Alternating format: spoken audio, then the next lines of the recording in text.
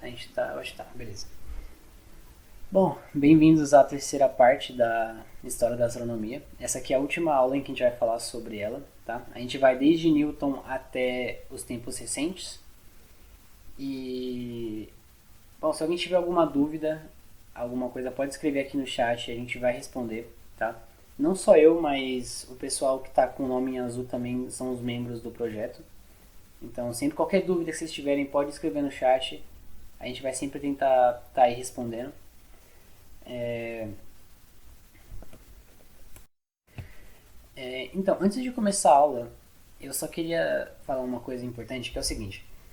É, a gente tem muito conteúdo para falar e, infelizmente, eu não vou conseguir abordar todos eles muito detalhadamente. Porque, assim, a grande maioria dos conteúdos aqui daria para fazer, assim, um curso inteiro sobre eles. Então, eu vou passar bem brevemente sobre alguns dos principais pontos da história da astronomia. Tá? Não vão ser todos, infelizmente também, porque senão não daria tempo, mas a ideia é falar brevemente sobre alguns pontos importantes. Alguns deles, inclusive, vão ser retomados em futuras aulas, principalmente os pontos de cosmologia, objetos compactos, vão ter aulas específicas sobre eles. Então, porventura, se vocês tiverem alguma dúvida mais específica, pode mandar por e-mail, a gente vai tentar responder. Mas a ideia é que vão ter aulas específicas sobre esses temas, então não se preocupem, tá? A gente vai abordar alguns deles mais aprofundadamente, tá? Mas hoje vai ser mais essa coisa para montar uma linha do tempo e falar brevemente sobre como foi essa evolução da astronomia, tá bom? Então vamos lá, tá bom? Ah, eu acho que já deu um tempinho legal o pessoal chegar. Então eu vou começar, beleza? Vamos lá então. Vamos só mudar aqui. Ok, beleza, vamos lá. Vamos lá. Sejam todos bem-vindos depois desse recesso que a gente teve por causa dos feriados, né? Então, essa aqui é a parte 3 da aula de História da Astronomia. A gente vai falar agora de Newton até a modernidade. E então, bom, para começar, eu acho que seria interessante a gente só retomar o último slide, que foi sobre os telescópios, os primeiros telescópios, né, em que a Gabriele citou, ela está falando sobre Newton. E vamos partir daí então, né? Nada mais justo de continuar dali. Então, bom,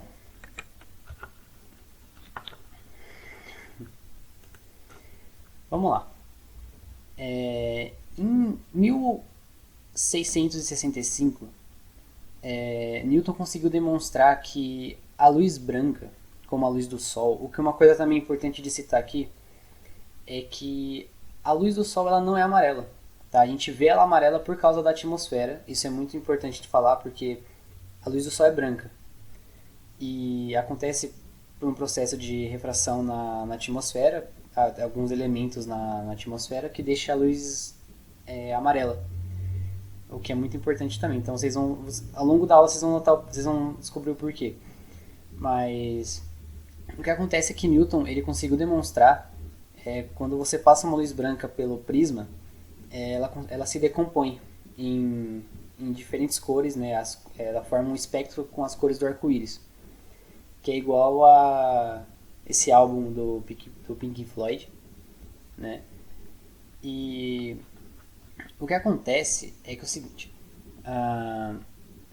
o Newton ele teve as suas descobertas nesse campo com o estudo da refração, né? E ele conseguiu estudar que ele conseguiu observar que a luz ela não muda de cor quando ela é refratada. Isso é uma coisa muito importante também porque a teoria do Newton ele diz que a luz branca ela é a soma de todas as luzes do arco-íris, de todas as cores do arco-íris. Porque se o branco vira, depois que ele passa pelo prisma, ele vira todas as cores, né? Que a gente conhece. Então, o que acontece é que ele descobre que as cores, elas refletem a luz, que algumas cores refletem a luz em uma certa quantidade do que outras. Mais, basicamente é o que? Imagina uma folha verde. Né? O que a gente está vendo ali é que aquela folha verde, ela está refletindo o espectro da cor verde. Né? Ela absorve todas as outras e reflete o verde. Então a gente está vendo só a que está sendo refletida. Uma coisa também interessante que a gente consegue ver é que existe um experimento que mostra essa ideia de que que a luz branca é a soma de todas as cores. Inclusive eu consigo até mostrar aqui para vocês agora. Eu improvisei um negocinho aqui, bem legal. Deixa só eu arrumar aqui. Tá meio bem improvisado mesmo, com um ventilador, mas dá para mostrar. Acredito eu. Não sei se a câmera vai pegar. Opa, aqui. Peraí. Deixa eu só aqui, assim. Deixa eu dar uma levantadinha aqui, assim, ó. Bom, basicamente isso aqui é uma roda de cor. Eu peguei na internet. Tem todas as cores do arco-íris aqui. E a ideia é que quando eu ligar, isso aqui vai ficar branco, né? Que é o que Newton diz na ideia dele. Então vocês podem observar que quando a gente liga o ventilador, o que aparece aqui no meio é o branco. Não dá pra ver direito na câmera, parece que ainda tá meio... Isso aqui é a interferência da câmera, mas tá branco. A ideia é essa. O que é muito legal, né? A gente consegue fazer alguns experimentos assim em casa, é bem simples. Só usei um ventilador e uma folha colorida. Bem legal.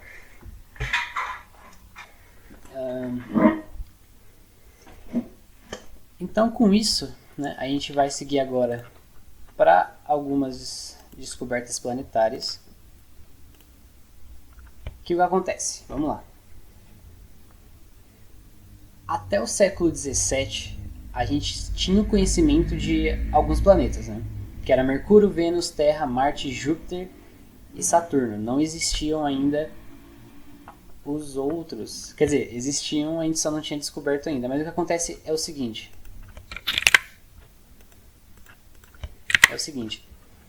Em 1781, o William Herschel, ele acaba descobrindo que Urano... Que assim, Urano ele é bem peculiar porque ele já tinha sido observado no céu antes. Só que ninguém falava que ele era um planeta, né? Porque não tinha uma tecnologia que você conseguia apontar tipo um telescópio para lá e ver o planeta. Então, por muito tempo ele era uma estrela que estava ali. Então, em 81, William Herschel ele consegue observar esse planeta e graças a isso que se dá a descoberta dos outros planetas. Porque o que acontece?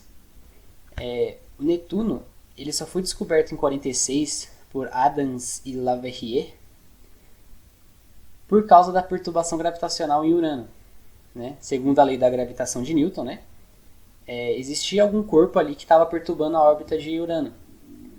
E aí estudaram e conseguiram observar que tinha um outro planeta ali, que seria Netuno. E também isso também implica em Plutão, né? Que Plutão também só foi descoberto em 1930 por Clayton Tombaugh devido à perturbação gravitacional que acontecia em Netuno, né? E uma coisa também interessante que vale falar agora é que em 2006, né, segundo a definição formal do termo, né, planeta, Plutão não é mais considerado um planeta. Ele agora é um planeta anão. Por quê? É muito importante isso. Para ser um planeta, você tem que seguir algumas características. E Plutão ele não segue uma, que se eu não me engano, é que ele não é o maior objeto em órbita na órbita dele. O que acontece é que tem alguns outros objetos que são maiores que Plutão, que estão na órbita dele. Então ele não pode ser considerado um planeta por causa disso. E aí tem gente que gosta, tem gente que não gosta, mas infelizmente ele não é mais um planeta, tadinho. O que acontece? Vamos lá agora então para William Wollaston. Em 1802, o William, né, ele era um químico e físico. E o que acontecia? Ele estava usando o índice da refração da luz, ele estava fazendo um experimento atravessando a luz para testar a pureza de óleos e algumas outras substâncias. Então, assim, por acidente, ele acabou observando as linhas de absorção antes de Fraunhofer, totalmente por acidente mesmo. Ele não sabia o que era aquilo, mas ele acabou vendo. Então a gente vem para o Joseph von Fraunhofer, que ele é conhecido sim pela descoberta das linhas escuras no espectro de absorção, né? Que ficou conhecido como o espectro de Fraunhofer, é um nome bem difícil. E também ele era conhecido na época por fazer excelentes vidros ópticos e lentes objetivas que eram usadas em telescópios. Tá? E então essa imagem que vocês estão vendo aqui é isso que você consegue ver quando usa o espectroscópio, né? Você consegue ver essas linhas e as linhas indicam quais são os elementos químicos que estão absorvendo a luz. E com isso você consegue catalogar algumas coisas, né? Que o que acontece? Ele conseguiu catalogar as linhas do espectro e nomeou elas com letras, né? Então, por exemplo, ele colocou que o oxigênio, né, é o A e representa a cor vermelha. E ali ele catalogou depois do B até o B1 todos os elementos que têm a característica da cor amarela. E assim por diante. Vocês podem ver na tabela. E 40 anos depois que as linhas foram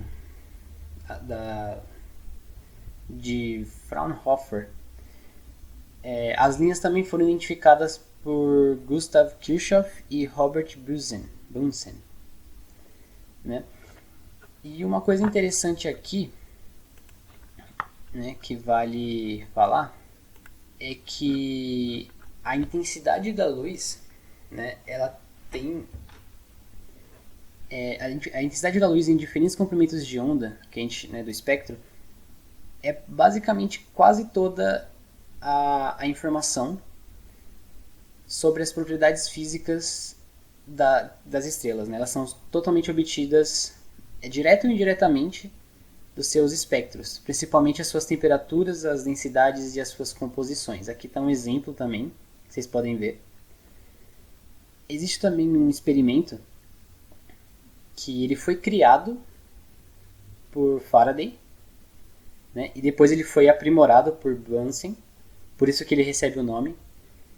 E o que acontece é que esse experimento ele permite que você observe alguns elementos químicos através do espectro de luz, né? Como vocês podem ver aqui, você tem uma chama, que é uma chama incolor, e quando a luz ela passa por essa chama, ela atravessa uma fenda e depois um prisma. Então o que acontece? Essa chama ela tem um sódio. E quando a luz passa pelo sódio, né, você consegue ver o espectro dela ali. Então essas linhas pretas aqui estão representando o que seria o sódio, né? Então a gente chega em Linus Pauling. Vocês devem conhecer ele é bastante famoso, principalmente na área da química, por esse diagrama que a gente conhece como diagrama de Linus Pauling. E o que acontece? Aqui é interessante que é o seguinte, cada átomo, né, a gente entra um pouquinho em mecânica quântica, mas é que cada átomo ele possui níveis de energias únicos, né? E o que acontece? Cada átomo ele precisa de uma quantidade de energia específica para produzir uma cor. Então, como que acontece isso? O átomo ele está orbitando e quando ele vai para um nível acima do que ele está,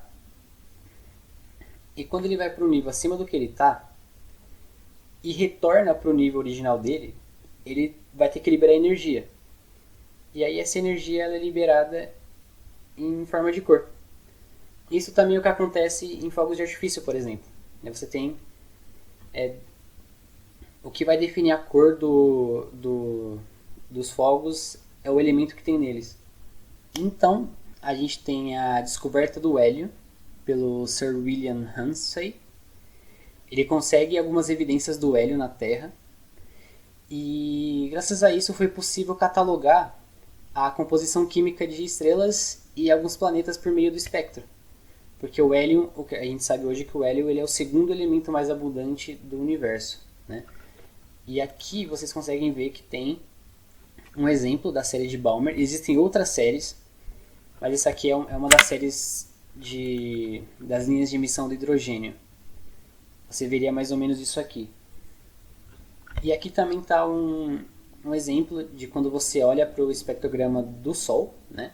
Você consegue ver qual é a composição do Sol através disso aqui. Então a gente consegue ver que tem hidrogênio, hélio, ferro, sódio, cromo, níquel, oxigênio e bário. Tudo através dessas linhas escuras. Então você usaria aquela tabelinha e iria ver quais elementos estão sendo absorvidos e assim você consegue catalogar qual que é o elemento da estrela ou do planeta.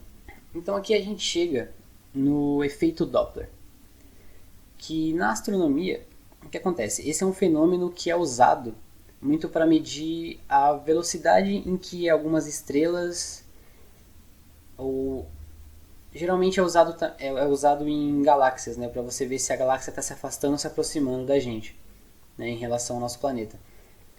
E bom, isso aqui é um exemplo interessante para vocês poderem visualizar, seria uma ambulância, por exemplo. Sabe, quando você está escutando a ambulância muito longe, aí o som começa a ficar mais agudo, né? O correto não é falar isso, mas o som vai ficando mais alto, né? Não é essa a denominação correta. Mas você vai escutando aquele som vindo, ele vai aumentando, aí tem um ápice e depois ele vai diminuindo, né? Vai ficando mais agudo e depois grave. Ou grave e agudo, não lembro agora. Mas a ideia é essa, imagine uma ambulância ou um carro de corrida passando.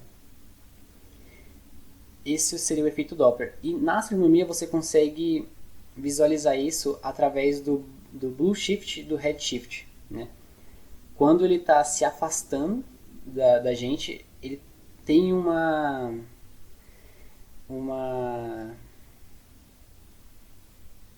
ele vai ter um afastamento, uma aproxima. Quando a galáxia está se afastando em relação ao nosso planeta, se você olhar no espectro, você vai ver que tem uma aproximação para o vermelho. E quando essa galáxia está se aproximando da Terra, ela vai ter uma aproximação para o azul, né? Eu tenho que deixar claro que o redshift e o blueshift cosmológico, ele não é devido ao esse efeito Doppler do exemplo da ambulância, tá? Isso é só uma ideia para vocês entenderem como ele funciona, mas na cosmologia a ideia é observar o espectro de luz. Então você não vai ver tipo que a galáxia ficando mais alta ou mais baixa, né, em relação ao som. Você não vai estar escutando, você vai olhar para o espectro de luz e ver se está tendo esse desvio para o vermelho ou está tendo o desvio para o azul. E assim você consegue ver se ela está se afastando ou se aproximando. Então a gente entra no eletromagnetismo. Ole Hoymer, também outro, só tem uns nomes difíceis aqui, mas bom, ele consegue medir a velocidade da luz em 1676. E também uma coisa interessante é que a luz ela é um fenômeno eletromagnético. Hoje a gente sabe que a luz ela é uma dualidade onda-partícula. O que é isso? Ela é tanto uma onda como uma partícula. Ela se comporta como uma onda e como uma partícula. É um pouco complicado de entender, mas hoje a gente sabe que a luz é assim, né?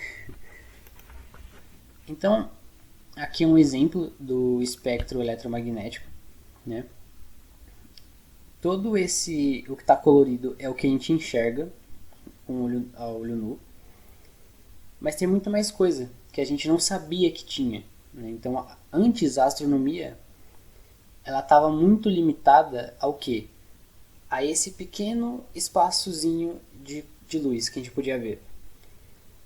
Então a gente sabe, né, que tem a luz UV raio-x, raios gama para esse lado, e para o outro você tem o infravermelho, você tem ondas de rádio, micro-ondas. Então isso abre um leque de observação que a gente não tinha antes, né? Por exemplo, vocês podem ver nessa imagem aqui, isso aqui é um exemplo da Via Láctea sendo observada em diversos tipos de frequências diferentes. Você tem ela sendo observada a olho nu, a raio-x, em frequência de raio-x, de micro-ondas e etc. Né? Aqui você consegue ver todas e você vê o quão diferente ela é quando é observada em cada espectro. Então, com isso, a gente tem como se fosse um novo, entre aspas, né, um novo universo para ser explorado. Porque agora a gente consegue ver coisas que antes a gente não conseguia. A gente consegue ver, por exemplo, planetas que são conhecidos como planetas solitários, se eu não me engano, planetas órfãos, que eles não têm luz de uma estrela, então você não consegue observar ele. Mas quando você coloca o infravermelho, por exemplo, você consegue ver ele. Então, você consegue ver, por exemplo, também, eu acho que pelo raio-x, se eu não me engano, através de nebulosas. Então, isso abre, novamente, né, isso abre um leque de observação. Né? Então, seguindo, eu vou retomar aqui só uma coisa sobre Einstein, que vai ser importante para a gente continuar. Que em 79 ele nasceu, e que Einstein ele faz os seus postulados da relatividade especial e da relatividade geral, da relatividade restrita. A relatividade especial, né, ela diz que as leis da física se aplicam a todos os sistemas referentes inertes e que a velocidade da luz no vácuo, o que é muito importante também, é que a velocidade da luz, nada pode ser mais rápida do que a velocidade da luz no vácuo. Tanto é que tem até um experimento, que depois eu acho que eu vou deixar ele até linkado aqui na descrição, que eu lembrei agora dele, que é a radiação de Cherenkov. Que é o quê? É quando uma partícula ela viaja mais rápido do que a luz. Aí você fala, como? Então, nada é mais rápido que a luz no vácuo, mas em outras substâncias a coisa muda um pouquinho de situação. O que acontece? Em alguns reatores nucleares, você tem um fenômeno que acho que eu não lembro agora qual que é o nome da radiação, mas essa partícula ela viaja pela água mais rápido do que a luz e ela emite um brilho azul. Eu vou deixar esse vídeo linkado aqui depois para vocês poderem ver. Então, isso é importante ter em mente, tá? Que a velocidade da luz ela é a coisa mais rápida que a gente conhece hoje no vácuo, tá? E bom, então, seguindo, né? A velocidade da luz no vácuo ela é a mesma para todos os observadores, independente do movimento da fonte de emissão. E também uma coisa interessante é que o Einstein ele acreditava que o universo ele era estático, né? Que ele era parado, ele era aquilo que a gente conseguia ver. O que depois a gente vão ter outras teorias que mudam um pouquinho. Aqui a gente vai entrar um pouquinho na evidência da teoria da relatividade geral, que foi em 1919, que foi observado a curvatura da luz em um eclipse que aconteceu, que foi observada a curvatura da luz de uma estrela passando perto do Sol. O que acontece aqui é que uma estrela que era para ser vista na posição A, né? Quando aconteceu esse eclipse, você conseguia ver a estrela deslocada. O que não era, se não existisse a ideia de que a luz poderia se curvar, por causa da gravidade, você não conseguiria ver essa estrela, porque ela estaria atrás do Sol. Então, nesse eclipse foi possível observar que você conseguia ver a estrela mesmo ela estando atrás. Então, isso foi uma evidência que provou a teoria da relatividade geral de Einstein. E aqui, né, a gente vai entrar rapidamente, bem brevemente, sobre cosmologia. Porque, como eu disse anteriormente, eu estou passando bem rápido por esses temas, porque infelizmente são coisas que daria... Cada tema desse eu acho que a gente poderia falar horas e horas durante várias aulas, né? Então estou tentando dar só uma passada geral. E esse aqui em especial também, a gente vai ter, se eu não me engano, 2 aulas que vão ser específicas sobre a cosmologia. Então eu vou dar uma passada bem rápida também, mas não se preocupem, tá? Que a gente vai ter uma aula sobre isso, que vai se aprofundar bem mais, né?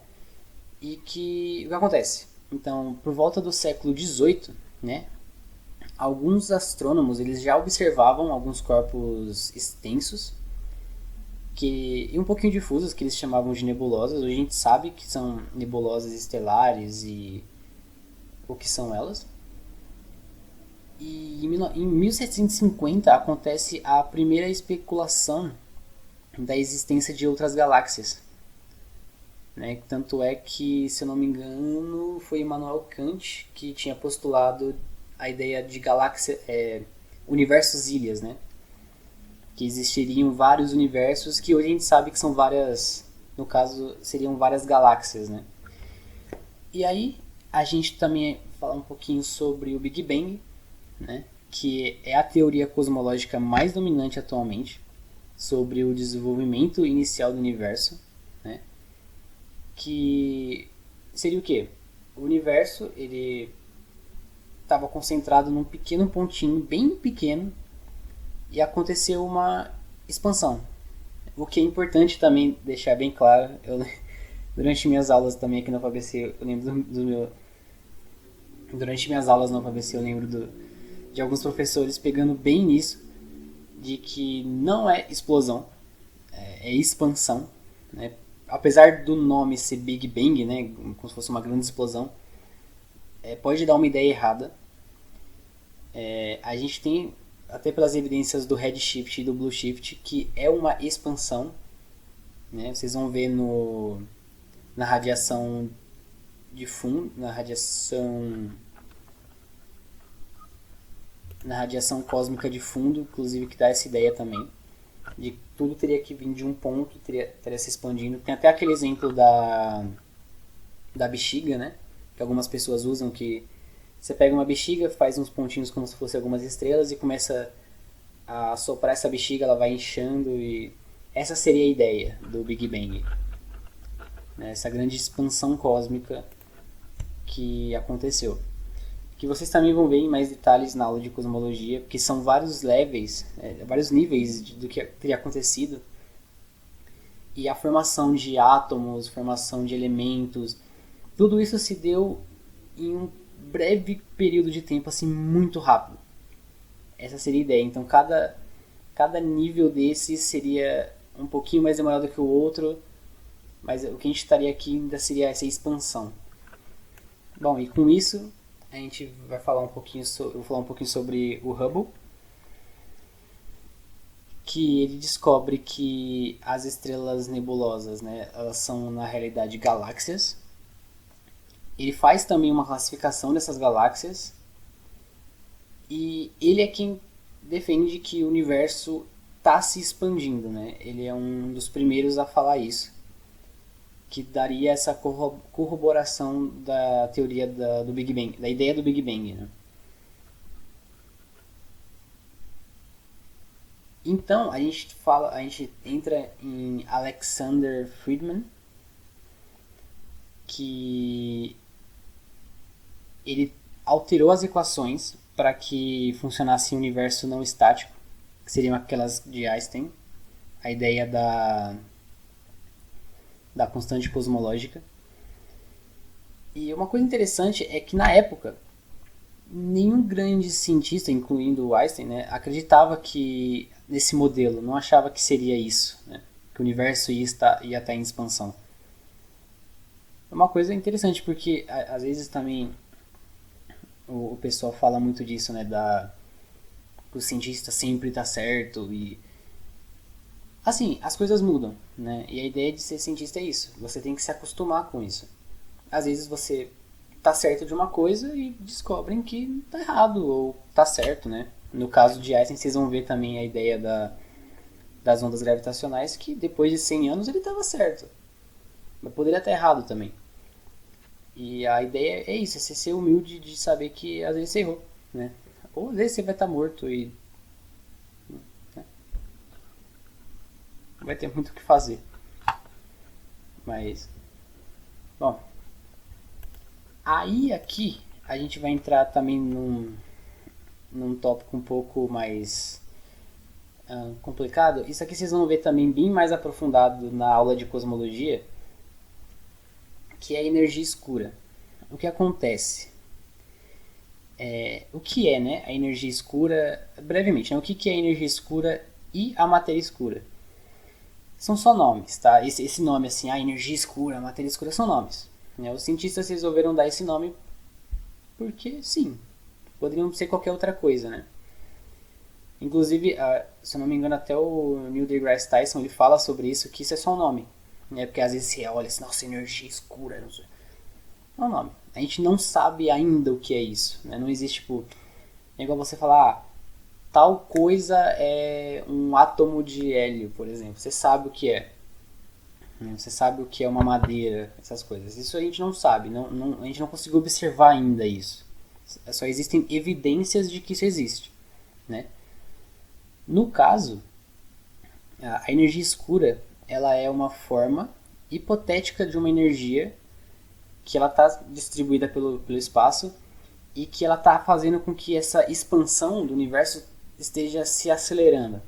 O que acontece? Né? Tem a ideia do Big Bang, então que o universo está se expandindo, só que alguma coisa está fazendo com que ele, cada vez que ele se expanda, ele vai se expandindo mais rápido. Então quanto mais se expande, mais rápido ele vai se expandindo. E a gente tem essas evidências observando essas galáxias mais distantes pelo efeito lá do redshift, que a gente tem esse desvio para o espectro do vermelho. Esse desvio para o vermelho, então a gente sabe que elas estão se afastando. Agora, como isso está acontecendo, né? Por que isso está acontecendo? Se aconteceu essa expansão, ela deveria estar desacelerando. Né? Você teve uma explosão, você vai perdendo energia, né? Conforme você vai expandindo, mas não é o que está acontecendo. A gente consegue observar que está sendo acelerada, né?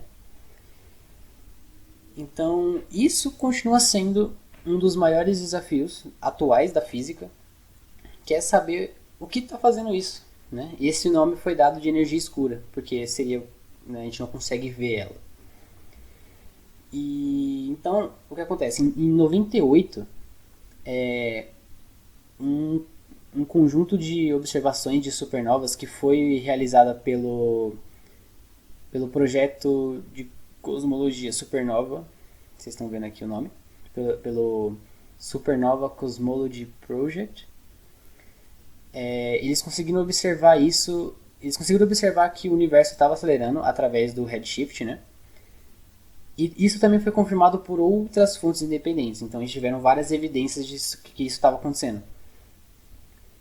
E esse sistema de detecção integrada foi utilizado pela primeira vez em 2003. Então foi recente.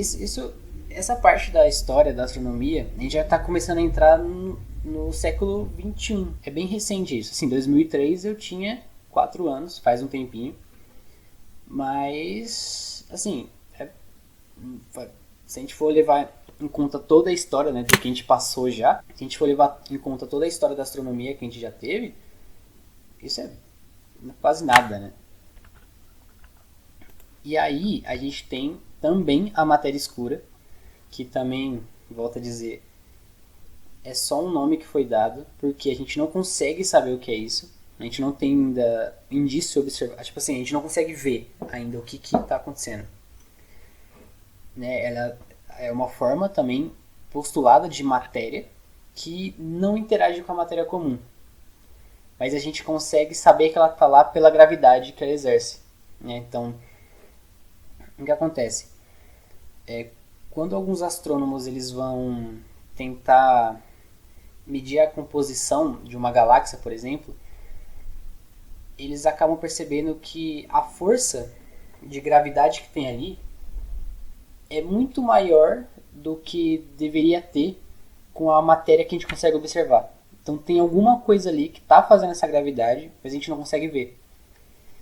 Então a ideia é que essa matéria escura ela tenha mais ou menos por volta de 26% da densidade de energia do nosso universo. E em 1933, o Zwick, que é esse carinha aqui, ele postulou a ideia da matéria escura em Coma, que é essa constelação aqui, esse conglomerado de estrelas. Assim, novamente, vocês vão ver isso muito mais aprofundado, tá? Nas aulas de cosmologia. Mas a ideia é essa. Isso são temas ainda que ainda estão... Eles estão em aberto ainda na física, né? Que a gente ainda não consegue entender bem o que é isso. A gente tem algumas evidências observacionais, mas nada que você possa falar, isso aqui é a matéria escura, isso aqui é a energia escura. Tá?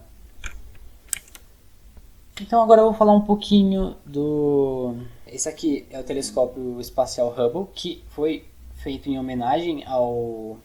E o nome dele foi em homenagem ao Hubble, ao cientista. Né? Ele foi lançado pela NASA em 1990. A previsão dele é de funcionar até mais ou menos 2030, 2040. E o que acontece também no Hubble é que ele teve algumas falhas no começo, quando ele foi lançado, que foi um dos espelhos dele estava desregulado. Então, a primeira imagem que ele mostrou estava embaçada. Então, você imagina, são anos para construir, mais alguns anos para lançar ele. E quando ele finalmente está lá, ele manda a imagem, né, que você tem toda aquela demora, porque é uma imagem muito grande, ela vem embaçada. Né? Então, né? Pensa. Então foi mandada uma missão para lá, para trocar para arrumar esse problema. E aí depois ele tá funcionando normal, ele tá funcionando até hoje. E ele foi lançado para fazer essa observação, né? Tentar fazer uma observação da expansão do universo, que são imagens de anos-luz de distância, muito longe assim. Tem até uma imagem muito famosa dele que é uma imagem de campo profundo, que você consegue ver muitas coisinhas assim, parecem estrelas, mas na verdade cada pontinho daquele é uma galáxia. Então você já tem uma ideia do que é, né? E então a gente vai entrar agora nos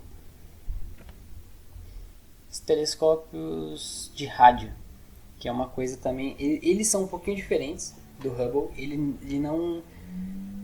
não vai observar o espectro visível, né? Você não vai apontar ele para um lugar para ver. Ele vai funcionar no espectro de rádio, né? Ele vai observar as ondas eletromagnéticas que são invisíveis aos nossos olhos, né? E inclusive tem um filme que é baseado nesse livro do Carl Sagan, Contato, que é incrível também. Recomendo aí. E o que acontece? A radioastronomia, ela é um ramo da astronomia que ela vai estudar as ondas de rádios que são emitidas ou refletidas pelos corpos celestes. Então você não está vendo, você não vai apontar para um planeta para tirar uma foto dele, né? Você está tentando captar essas ondas de rádio que podem estar sendo emitidas ou refletidas, que também é uma coisa muito interessante, porque por muito tempo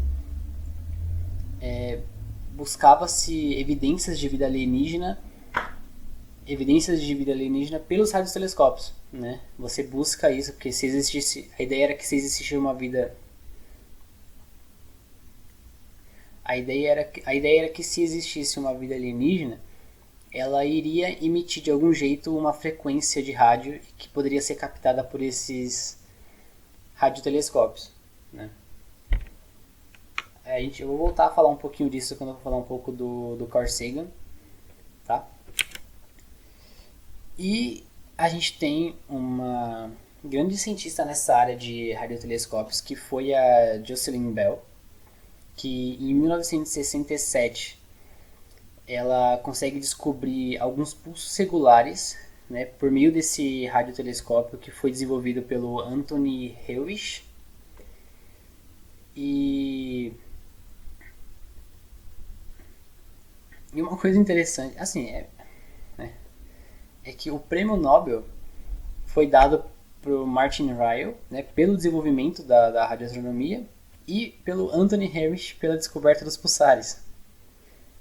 Né? Ela não ganhou o prêmio Nobel, infelizmente. A gente sabe que isso ainda é muito comum, né, acontecer principalmente na área de ciência, né? Esse preconceito que existe é uma coisa triste. E infelizmente não pode deixar de falar isso, né? Ela não ganhou o prêmio Nobel, mas ela merece sim ser lembrada, porque foi ela que descobriu os pulsos, né? Foi a descoberta dos pulsares também se deve a ela. Então, ela foi uma peça muito fundamental para. Nossa, não. Então, ela foi uma cientista muito fundamental para a gente saber hoje o que são os pulsares, né? E também seguindo nessa linha dos radiotelescópios, a gente tem dois exemplos que são aqui são lembrando que os radiotelescópios eles são telescópios que ficam na Terra, principalmente esses aqui, que é o de Arecibo e o FAST. Assim, você olha, eles parecem uma antena, né? E olhando pela foto, parece que eles são pequenos, mas esse negócio é muito grande. Eu não vou ter agora qual é o tamanho exato deles, mas eu acho que eles chegam a ter, acho que eles são maiores do que um campo de futebol. Assim, é muito grande esses dois aqui. Inclusive, a gente tem um radiotelescópio brasileiro, né? Que a gente, quer dizer, a gente não tem, ele está previsto para 2022, que é o Bingo. E a ideia desse radiotelescópio brasileiro é estudar matéria e energia escura. Né? Então ele vai ser usado para fazer esses estudos. E ele vai estar aqui na Paraíba. É um projeto que vai estar aqui no Brasil. Também é uma coisa interessante da gente falar, que o Brasil está envolvido em alguns projetos muito interessantes. Eu vou falar deles aqui mais para frente. E também a gente entra agora na astronomia de micro-ondas, que é um outro espectro, ele é diferente do rádio. Você pode estar falando, o que isso tem a ver com o micro-ondas que eu tenho em casa? Então, o que acontece. Essa radiação de micro-ondas, ela é a radiação dos processos muito quentes e distantes que elas se localizam nesse espectro da micro-ondas, no espectro. Ela teve uma previsão teórica pelo George Gamow, Ralph Alpher e o Robert Herman em 1945.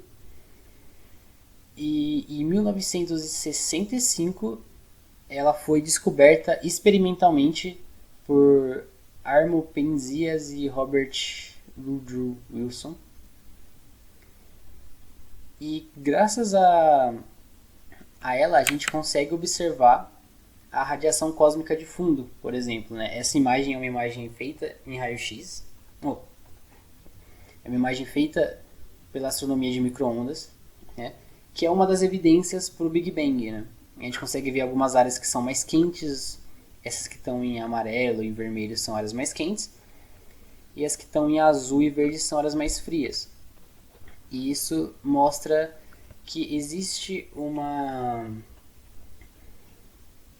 separação meio homogênea, né? O que dá a entender que houve sim essa expansão, né? Que estava tudo concentrado em algum ponto e que teve essa expansão. Porque senão não estaria assim, seria uma coisa um pouco mais diferente.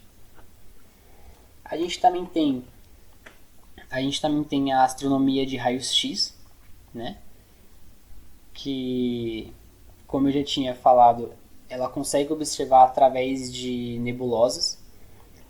e também identificar alguns planetas ou alguns objetos que não têm a luz de uma estrela, por exemplo. Você consegue fazer essa identificação. E em 1949, um foguete V2 carregou um desses detectores de raio-x para fora do planeta. E hoje a gente já possui alguns telescópios espaciais que conseguem fazer essa detecção, né? Inclusive essa aqui é uma das imagens que a gente consegue ver com ele. E como eu falei, cada telescópio desse ele atua em uma área específica. Então, por mais que você possa falar, mas por que você tem o mesmo telescópio apontando para o mesmo campo, por exemplo? Por isso, porque algo que você não vai ver no micro-ondas, você pode ver no raio-x. Talvez você não consiga ver no raio-x, mas você vai conseguir ver pelo telescópio comum, né? Ou você vai conseguir observar algo com um radiotelescópio. Então, assim, cada um desses vai estudar uma coisa diferente. Tem um propósito diferente na astronomia. E todos são igualmente importantes para a gente. Bom, aqui agora a gente entra na parte de astropartículas, que eu sou um pouquinho suspeito para falar sobre elas, porque é uma das partes que eu mais gosto. E vocês vão ver também o porquê a gente tem uma relação aqui com astropartículas aqui na UFABC. E o que acontece? Entre 1910 e 1913, aconteceram alguns experimentos com o contador Geiger, né? E Wilson, Elster e Geitel, eles notaram que estava acontecendo uma produção de novos íons enquanto eles estavam estudando a condutividade de uma folha de ouro. O que acontece? Opa.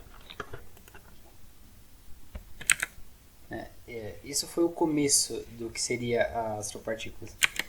Então, hoje a gente tem um observatório, que é o Pierre Auger, que o que acontece?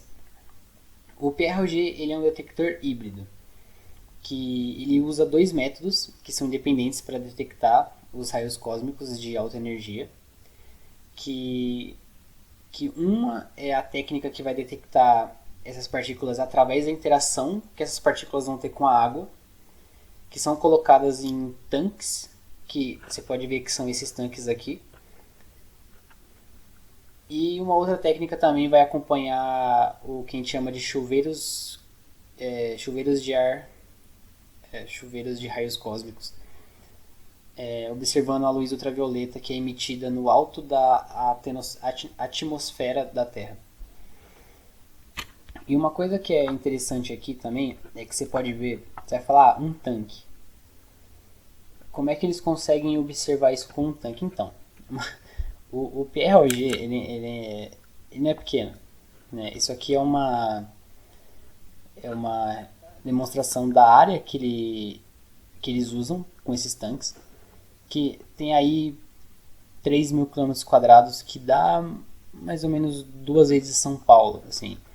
É uma área enorme com esses detectores. E assim, tem muitos dados, tá? A gente consegue ter muitos dados deles. E o que acontece? O PROG ele é muito legal porque ele é uma colaboração internacional que tem aproximadamente 400 cientistas de 100 instituições de 18 países. E o Brasil, ele participa desse projeto desde 94.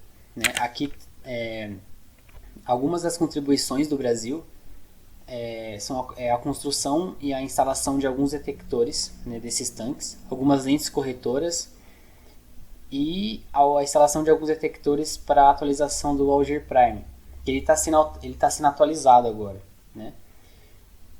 E também tem algumas outras participações, eu não vou listar todas aqui porque são bastante, mas o Brasil também participa. Aqui está o nome de alguns dos... aqui está o nome de todos os que estão participando agora em 2022. São todos são todos doutores que estão participando. E se vocês notarem aqui no meio, mais ou menos, vocês vão ver que tem um professor aqui da UFABC, que é o professor Marcelo Leire. E uma coisa interessante é que ele coordena o LIDRAE, que é o Laboratório para Instrumentação de Detectores de Radiações de Alta Energia. E assim, você pode, né, tá falando, mas a gente nunca vai ter acesso a esse tipo de telescópio. É muito. A gente está no Brasil, então a gente tem um desses, que é um tanque feito pelo professor. Tá aqui, aqui no quintal da UFABC. Então, a gente tem um assim do lado da onde a gente estuda, sabe? É muito legal isso. Que basicamente ele faz o que o PROG faz, em uma escala menor, claro. Mas essa ideia de você saber que você pode estudar também essas coisas, não precisa ir para um outro estado ou para fora do país, sabe? Então, essas pesquisas elas são recentes agora, dos raios cósmicos, a gente tem muita atualização, né? Isso aqui são algumas fotos que o professor cedeu para mostrar.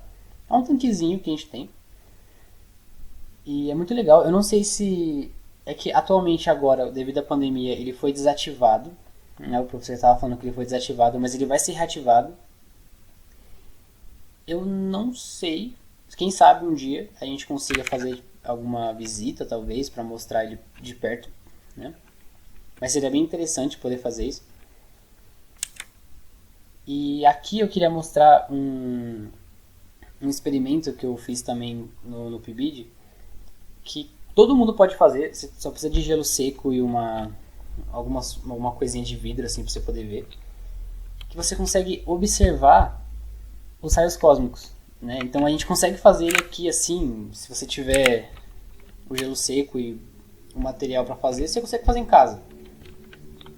Eu vou até deixar também aqui um vídeo do Manual do Mundo, que ele mostra como fazer também, então depois vocês podem olhar. E nesse vídeo eu vou só pular para a parte em que mostra, depois eu vou deixar o link aqui para vocês poderem ver. E aqui o que acontece, você tem essa diferença de temperatura, né? Em cima você está com a água a 100 graus e aqui está o gelo seco que está a menos 80, né? Então o que acontece, você coloca o álcool isopropílico aqui no meio e ele vai condensar. E ele vai ficar muito volátil. Então qualquer alteração nesse meio, você vai conseguir ver o que está passando ali, né? Ele fica muito volátil. Então, quando uma partícula passa, você consegue ver o que seria o fantasma dessa partícula. Então é muito legal porque você consegue demonstrar isso na sala de aula, né? A gente demonstrou isso na sala de aula. E é muito legal porque não é uma coisa que está muito longe, né, do nosso alcance, assim. Você conseguir levar a ciência, uma coisa que é bem avançada, né? Mas que você consegue demonstrar, você consegue mostrar para as pessoas que está aqui, né? Você consegue participar também. Quem sabe aí um dia vocês não... Quem aí tá para entrar quem entra na faculdade e tal, não querer estudar isso aí, tamo aí. E também, se vocês quiserem saber um pouquinho mais também sobre os raios cósmicos, astropartículas, vocês podem entrar em contato com o professor Marcelo. Eu acho que ele responde vocês tranquilo. Não sei também, ele anda bem ocupado. Se vocês quiserem mandar mensagem no e-mail aqui do projeto, mandem, a gente tenta responder tudo. Porque é uma área muito interessante. Isso, não que as outras não sejam, tá? Mas é uma área muito interessante. Então, é isso. É isso. Então, assim, saber que tem isso no nosso quintal aqui na UFABC, sabe, parece dar um ânimo a mais, assim. Bom, continuando com a apresentação, tem que ver o tempo também. Queria poder falar isso aqui, como eu falei, dá pra ficar horas e horas falando. Mas bom, seguindo, a gente tem agora o James Webb, que ele é como se fosse um sucessor pro Hubble, né? Ele estava previsto para 31 de outubro de 2020. Eu não sei se ele já foi lançado. Eu deveria ter confirmado isso. Mas a ideia é que ele observe também as estrelas e galáxias no primórdio do universo. A ideia é observar mais longe do que o Hubble consegue observar. Tanto que os espelhos dele são nessa forma, né? São vários espelhos juntos para formar um espelho grande, né? E a ideia dele é captar radiação infravermelha. né? Então aí é como se fosse uma atualização, vai ser o sucessor do Hubble, né? Então quando o Hubble parar de operar, ele que vai comandar aí. A gente também tem o observatório do Chandra, que é um observatório, que é um telescópio de raio-x, né? Ele foi lançado em 99 e a ideia dele é poder detectar essas emissões de raio-x de algumas regiões muito quentes do universo, que seria, por exemplo, essas explosões de estrelas, aglomerados de galáxias e a matéria que fica em volta do buraco negro, né? Aquele disco de acreção. Então aqui a gente vai entrar agora para falar um pouquinho da corrida espacial, que é importante também para a história da astronomia, né? Que graças a ela, apesar do contexto dela, né, não ser tão bom, mas graças a ela a gente teve muito avanço na astronomia. Então aqui a gente tem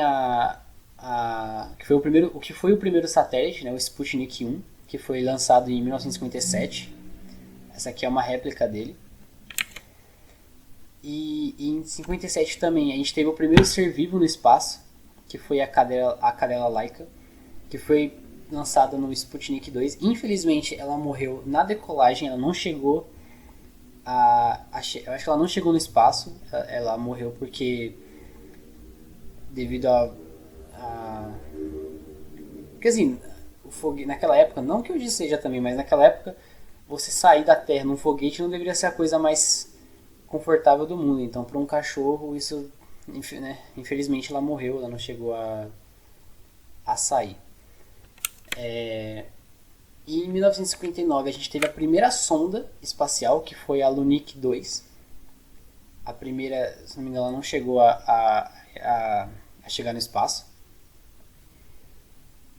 E a gente teve o primeiro ser humano no espaço, que foi o Yuri Gagarin, que ele foi pela a nave Vostok em 61. Então assim, nessa época você dava para ver que a Rússia era quem estava ganhando essa corrida espacial, né? Ela lançou o primeiro satélite, o primeiro ser vivo, o primeiro homem no espaço. Mas o que teve a chave, né, a virada dos Estados Unidos foi o primeiro homem na Lua, né, que foi a Apollo 11 em 69, que foi com o Neil Armstrong e o Buzz Aldrin, que eles pisaram na Lua. Infelizmente o terceiro membro não pisou, triste. Mas isso foi o que teve essa vitória para os Estados Unidos, que foi ter colocado o primeiro ser humano que pisou fora, né, do planeta. O que é interessante porque hoje também a gente já tem é um contexto bem diferente da época, mas a gente tem hoje empresas privadas que estão criando meios de fazer uma exploração espacial por comércio, assim, é o capitalismo puro.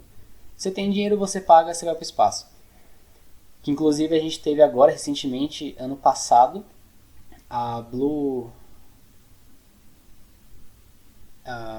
Origin e a outra que eu esqueci o nome, mas são empresas privadas que estão fazendo, que vão fazer voos particulares, né? A gente teve o Jeff Bezos, que foi, e eu acho que eles não chegaram a ir pro espaço, eles chegaram a passar da atmosfera, mas eles foram e voltaram. O que assim, o que acontece? É muito caro ir para o espaço, né? Você construir um foguete, fazer ele ir e voltar, é muito caro e você não tem retorno, né? Porque o que você vai ganhar indo para o espaço? Nessa época você tinha essa ideia de vamos ser o primeiro, né? Tava esse contexto ali de Guerra Fria, você quer mostrar que você tem um poderio superior, porque assim, infelizmente, muita coisa que aconteceu, incluindo as bombas atômicas, por exemplo, tudo foi pensado por um bem, né? Você fala, estão desenvolvendo os foguetes porque eles querem explorar o universo e mostrar as belezas e querer avançar a tecnologia. Não, era para mostrar que, ó, eu tenho uma nave que vai para a Lua, então eu consigo ter uma nave um míssil que vai para o seu país, né? Se vai na Lua, chega no seu país e eu posso te explodir. Tudo isso, né, a humanidade meio que funciona assim, que é por base da guerra, né? Que foi inclusive o exemplo da bomba atômica, que você tem essa ideia de usar a energia nuclear como uma fonte limpa e barata, assim, porque com pouquíssimas gramas de, acho que era plutônio, não, pouquíssimas gramas do material certo você conseguiria fazer a Nova York funcionar por 3 meses, assim, sem estar queimando combustível. Bom, vocês viram o que aconteceu, né? Pegaram essa ideia e transformaram numa bomba. Então, nem tudo é bom, assim. Então, essa ida do homem à lua foi mais uma coisa bem política, assim, de nós somos os primeiros, nós temos mais tecnologia. Mas, por um lado, foi bom que mostrou onde a gente poderia chegar, né? Mostrou como a gente poderia chegar. Hoje, como eu disse, é diferente. Você tem pessoas muito ricas que são ricas, né? É meio esquisito, mas é o que está acontecendo. Bom, quem sabe isso não ajude a exploração espacial. Inclusive, eu vou falar da SpaceX, que, querendo ou não, ajudou sim a exploração espacial, né? Mas eu vou chegar lá depois. Mas bom, vamos lá. Continuando aqui, os programas espaciais, né? Em 86 a gente tem a estação Mir, né? Que ela foi a primeira que teve humanos lá dentro, que foi o Valery Polyakov.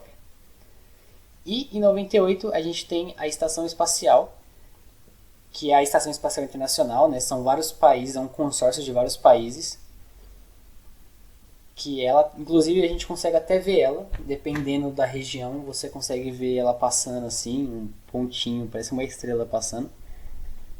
E ela tá lá até hoje. Ainda existem, se não me engano, tem pessoas lá hoje.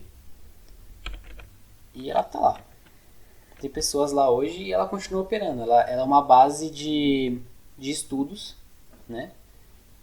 E que a ideia dela é ela funcionar como um laboratório, né? Um observatório que serve para fornecer um transporte, uma manutenção e também uma possível base para uma futura missão, por exemplo. Então, inclusive a gente teve um brasileiro que foi para lá, que eu não vou entrar em méritos aqui e não quero entrar em política, mas foi o Marcos Pontes. Ele foi para lá e muitas pessoas falam, ele foi lá para estudar o feijão que tava. Então, isso é importante, apesar de falar, mas o que estudar feijão no espaço pode ser importante?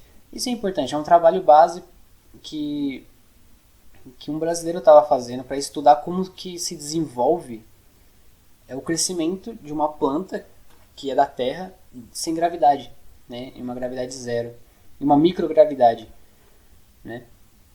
Então, assim, a gente já teve um brasileiro lá. Não sei se a gente vai ter outros, infelizmente. Mas quem sabe, né? Mas a ideia é essa. Ela é uma estação que vai servir como um laboratório para fazer alguns estudos e tal. Alguns estudos e também para fazer algumas observações, mas o foco mesmo é fazer alguns estudos ali, né? Então a gente chega no Carl Sagan, que ele foi um grande marco para a ciência também, né? Ele infelizmente morreu em 96, mas quem que era Carl Sagan, né? Além dele ser um astrônomo, ele era um astrofísico, biólogo e principalmente um divulgador científico, né? Lembra dos radiotelescópios, aquele filme que foi baseado no livro que ele escreveu? Então, dos projetos dele era a busca pela inteligência extraterrestre, né, através desse projeto chamado SET, que era a busca por sinais de rádio que poderiam vir de algum lugar do universo, né?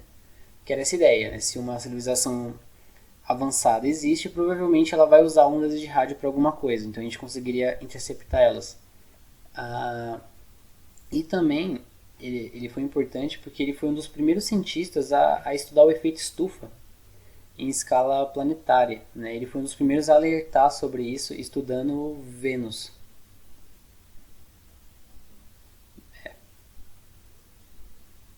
Vênus? Né?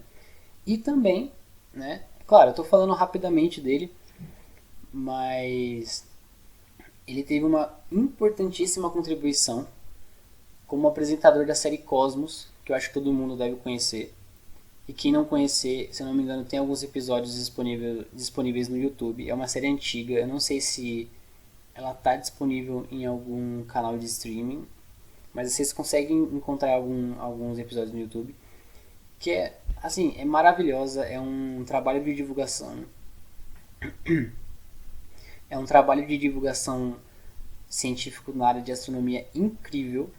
Recomendo fortemente que quem puder assista, que ele fala muito, principalmente do início do universo. Tem uma parte do calendário cósmico que fala bastante da evolução, né, do universo.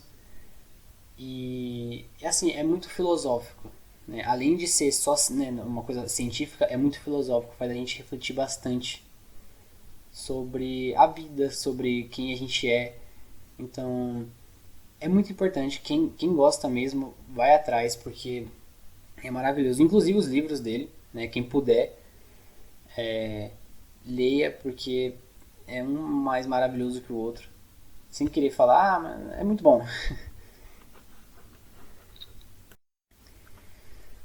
Bom, e também, claro, a gente tem que falar do Stephen Hawking. Ele também, infelizmente, morreu em 2018. A história dele, apesar de ser bem triste, mostra que qualquer um, independente dos problemas, do que acontece, pode sim ser um físico. Ele foi um grande físico, ele mudou muito o que a gente conhece, né? Ele foi um físico teórico e cosmólogo, né? Ele foi um dos mais renomados, se não o mais renomado cientista do século, porque, assim, ele é incrível, né? E ele fez alguns postulados sobre a ideia de tentar unificar tudo em uma, né? Tanto é que tem até um filme chamado A Teoria de Tudo, que a ideia dele era tentar unir tudo em uma única equação. Infelizmente, ninguém conseguiu fazer isso ainda. E ele teve um livro dele, que também recomendo, que é Uma Breve História do Tempo, que é espetacular. Também não vou poder falar muito dele, porque dá pra fazer uma... Assim, a gente consegue fazer uma aula inteira de, sei lá, muitas horas, de todo mundo aqui, de qualquer pessoa. Qualquer fragmento dessa aula que você pegar, você consegue falar muito. Né? Infelizmente, o nosso tempo é limitado, e também não daria, eu acho que, pra falar de tudo nos mínimos detalhes, mas vale a pena.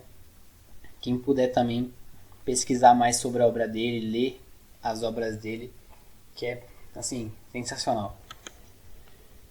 E mas agora a gente vai entrar também nos pesquisadores mais recentes mesmo, que ainda estão vivos, pelo menos no dia de hoje, nos pesquisadores mais recentes, que é o Neil deGrasse Tyson, assim, que é um dos mais notáveis também, que ele é um escritor e divulgador.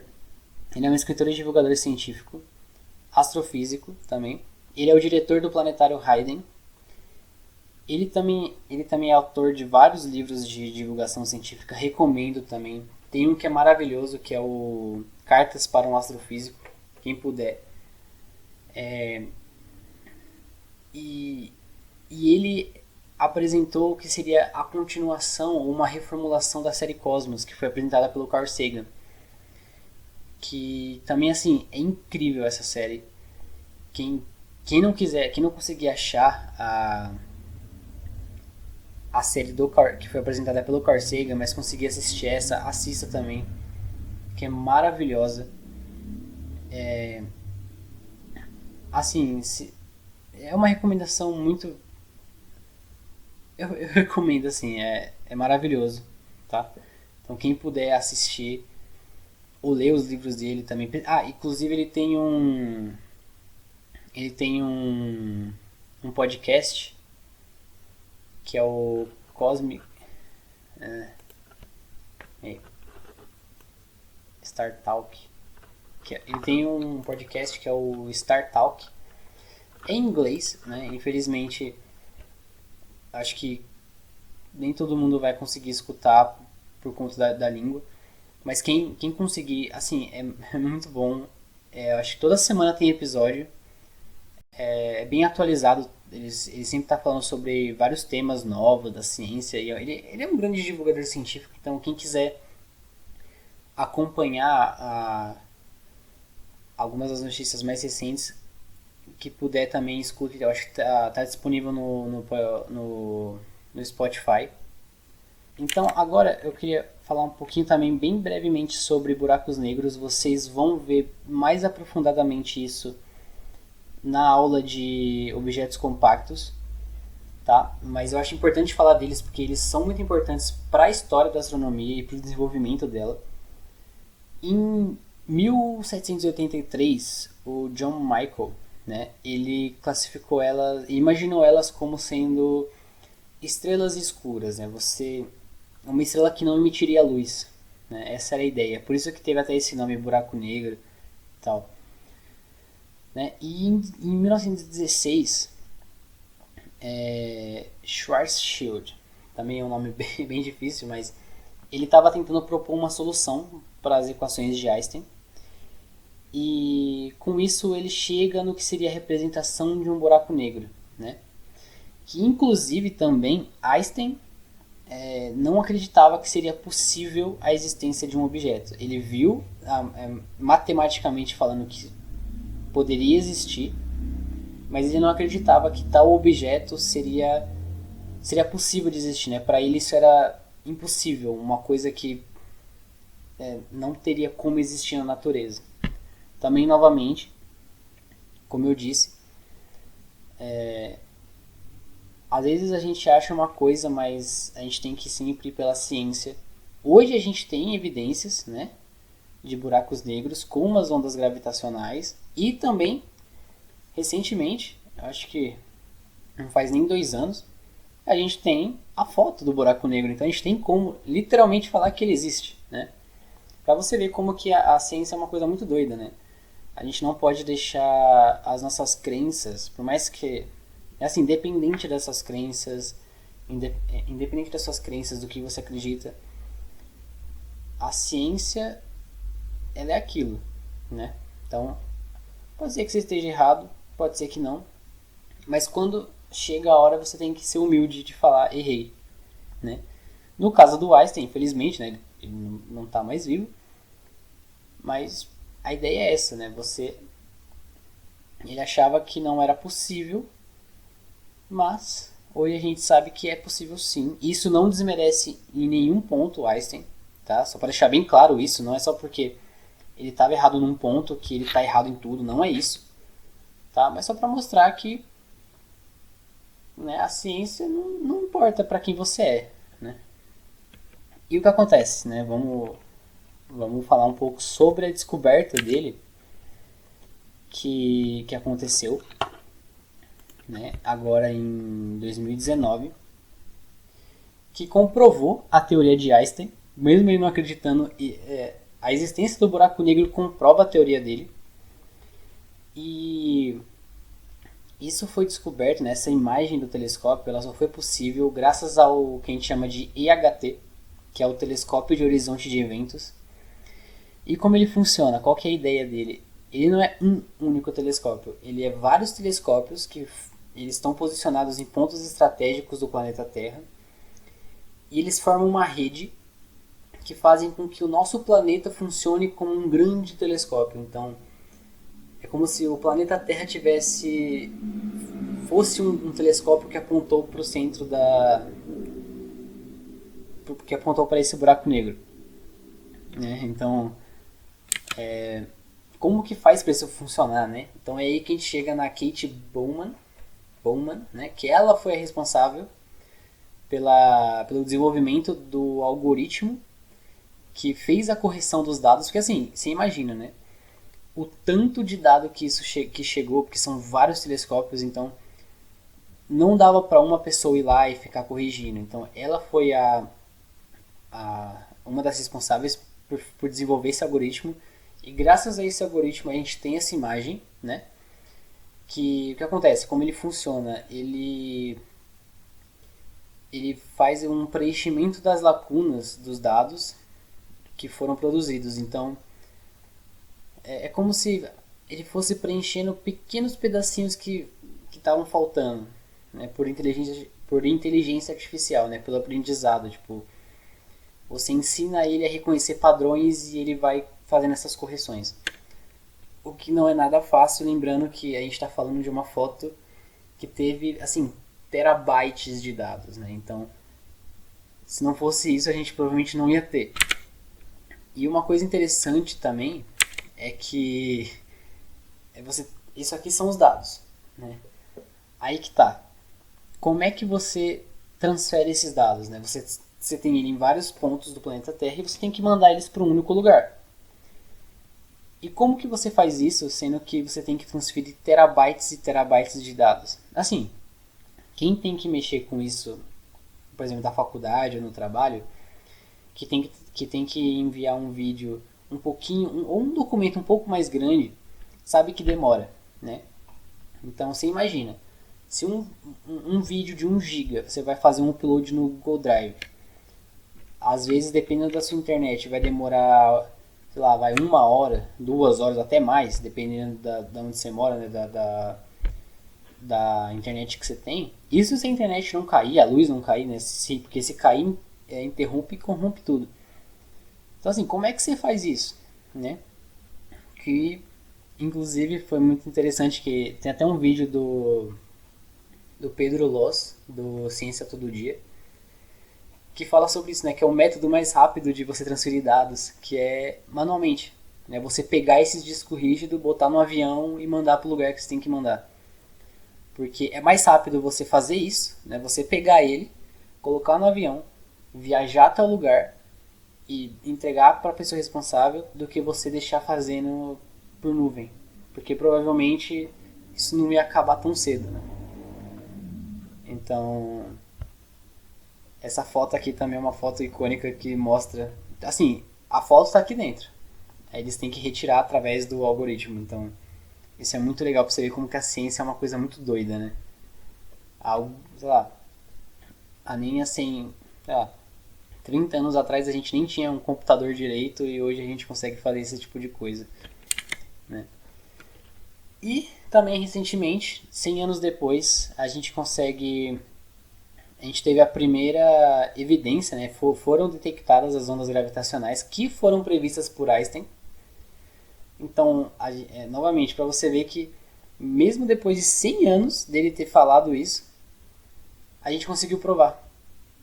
Então a gente tem o que seria a prova de que essas ondas existem, né?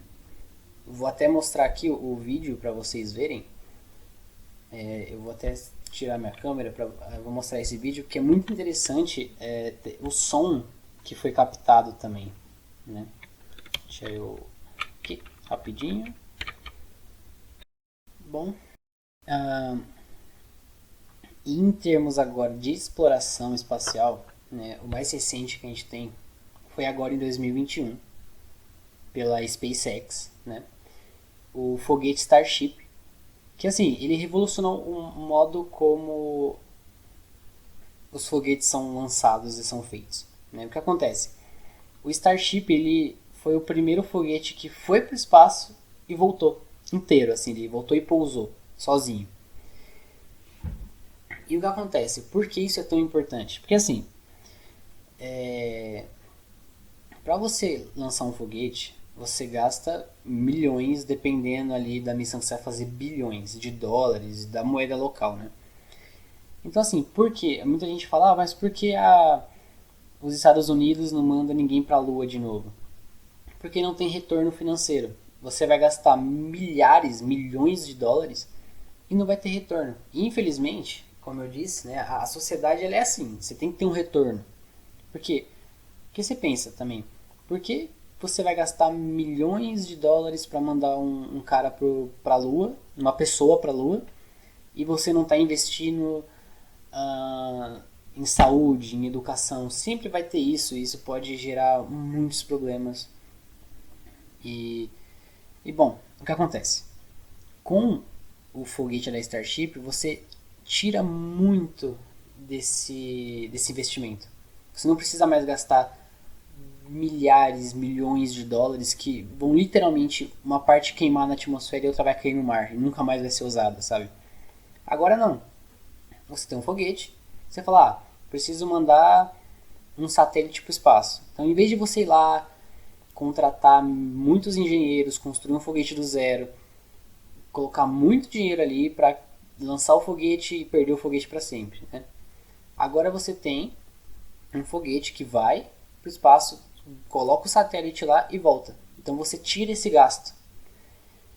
Então isso foi uma revolução nessa parte da exploração espacial por conta disso, né? Você tira esse dinheiro, esse gasto para lançar um foguete e possibilita ter mais missões, né? Mas assim, infelizmente, nem tudo é bom, né? Por mais que a SpaceX tenha desenvolvido isso e tenha feito essa mudança na exploração espacial, a gente tem uma coisa que muitas pessoas acham que não é tão ruim assim, que é o Starlink, né? Porque assim, novamente, né? As piores coisas da humanidade foram feitas em nome de um caráter bom, né? Da bondade, do amor. E o que acontece? A ideia do Starlink é uma ideia muito nobre, se você for ver. Que é o quê? Colocar vários satélites na atmosfera que vão fornecer internet gratuita, rápida e sem delay, né? Então, assim, você vai ter uma internet muito rápida que não vai ter tempo de resposta e vai ser totalmente gratuita. Você fala, orra? Quem que não ia querer isso? Pensa. Onde você tá, tipo, sei lá, principalmente em zonas rurais, né? Que você não tem uma internet tão rápida, você vai ter ali uma internet que é gratuita, muito rápida e que você pode acessar de qualquer canto.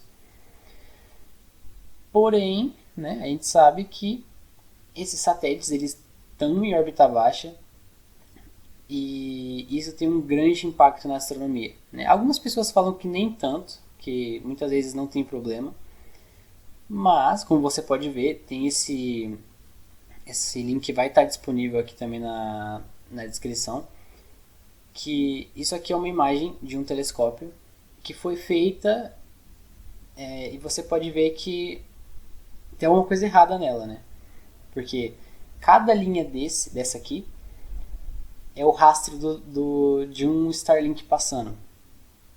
Porque assim, muitas vezes você vai fazer essa observação, você deixa o telescópio parado e você vai fazendo essa... Você precisa de um longo tempo de exposição, né, para poder ter uma imagem de maior qualidade.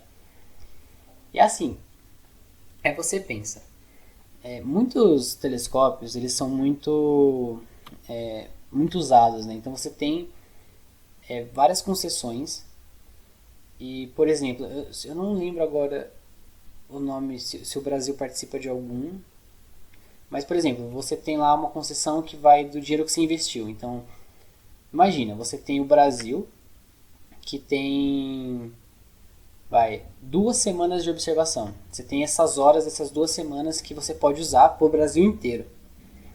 Então, você vai lá todo feliz, consegue ali, conversa com o governo, né? Você tem todo esse trâmite ali para reservar um horário para você, com o negócio da faculdade e tal. Então, a faculdade chega e fala, conseguimos ali, você tem 48 horas para fazer sua pesquisa. No ano, né? Essas horas são no ano. Você tem 48 horas. Aí você vai lá e manda para os responsáveis lá do telescópio, aponta para esse quadrante do universo aqui e deixa as 48 horas lá. Eu preciso dessa imagem ali, é uma imagem de longa exposição. Aí você imagina, você está lá, você vai aguardar essas horas acabarem e você vai receber os dados.